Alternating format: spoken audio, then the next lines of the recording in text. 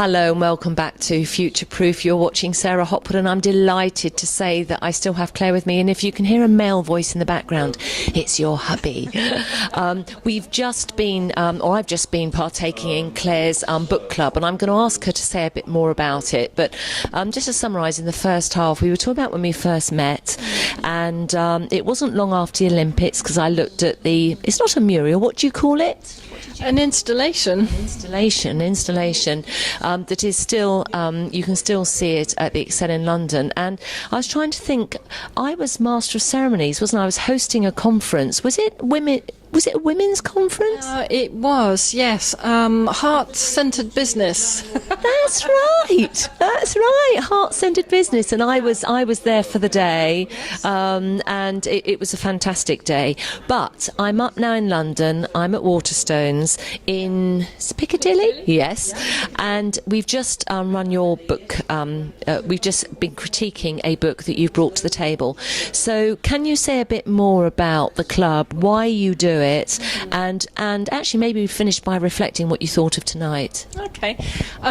What it is, it's not so much a club, it's an event.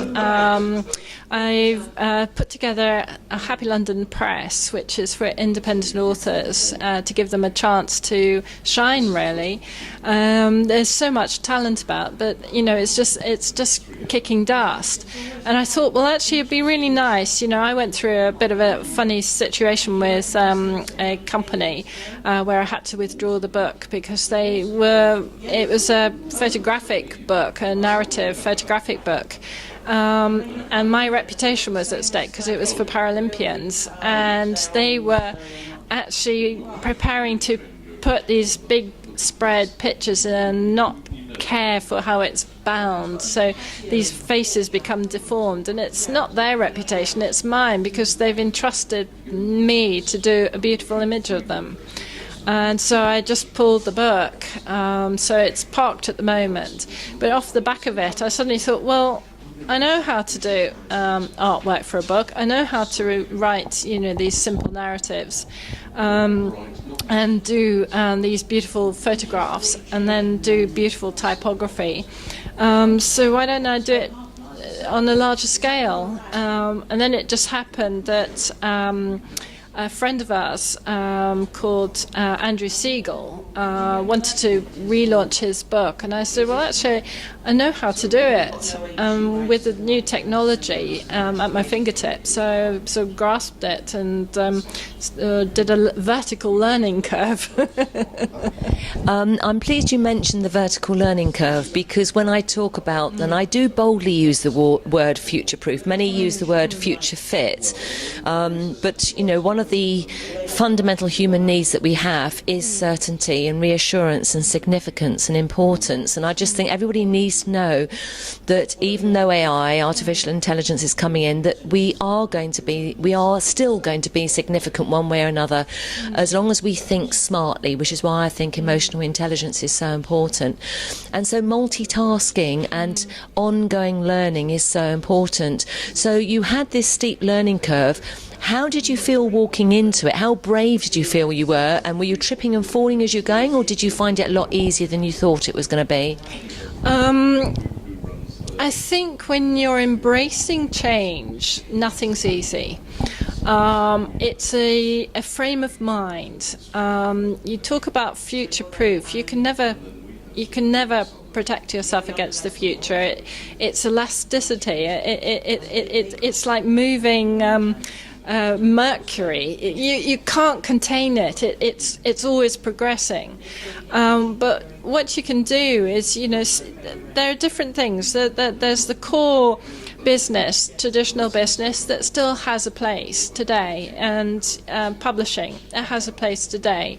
And it will be battered, and it will have, war wounds and things if it doesn't adapt. But it does adapt, in its own way.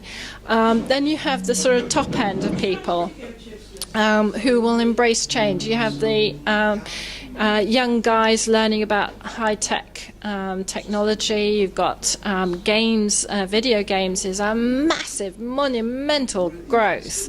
But it will hit, maybe in 5 years' time, it will hit its ceiling, and then something else will come along and overtake it, and all that industry will disappear, or it will find its own place in life. I mean, in my early days, graphic design and typography, it was all hand-cut letterings, hand-making. That's all disappeared. It's gone on to the Apple Mac, and then the Apple Mac is now speech, speech conversion, dictation. So you're barely having to type, so suddenly a skill of typing is going to be no longer. But the key is to use your brain and embrace change and learn as quickly as you can. I mean, we never had computers, we had typewriters we banged around. So a computer, and then that computer has a program. It's no longer a keyboard. You have to learn about the complexity of a program, and it's Photoshop, and then I have to learn about website development, and then I have to learn about tweeting and things like that, and then that has a whole raft. And the most important thing is you have to keep on learning. It just doesn't stop at school. And the teachers will bring you up to a level, give you the tools to learn, tools to operate your mind and think laterally. But then it's up to you to really get a grip, embrace change, embrace whatever it is that you're interested in, and find ways to learn it, and the internet is just superb for that. Oh, I mean, you've just given quite a few nuggets in there, and the key thing I want to say there too is, to learn new things, you do not have to be academic to learn new things. It's running with your hobbies, finding out what they are, and excel at them, as well as the mainstream subjects that are taught in school. And I have to say, most of my learning I have done through the internet. My schooling wasn't what it could have been, and I've learnt far more, and certainly in the latter years, through the internet. And you touched on earlier on about talking about disruptive technology and how things have moved on, but some things do come back. One of which, of course, we know are vinyl records. They were taken over by CDs and all the rest of it, but now, vinyls are selling faster than anything else. And I think, and I was talking with somebody about it the other day, that whilst robots and artificial intelligence is going to have a large part, we would all be utter fools to underestimate the value of having a human being in the room. We are relating, we are connecting as human beings, which we would not get if there was something sat on the table next to us. So if you had a few words of wisdom, and I have to say, Claire, you've given loads, so thank you so much for your time. First of all, I want you to say how we find you. I want to know if anybody's interested in talking to you and picking up on your book club, not club, but picking up on your business and needs help with publication. Please, how do we find you? And then sort of nuggets, if you could give just a couple of words of wisdom to somebody who wants to develop a bit more their writing skills and what have you, what would you say to them? Well, I think actually, with writing skills, it comes from the heart, and you get some words down on paper. It doesn't matter what it looks like.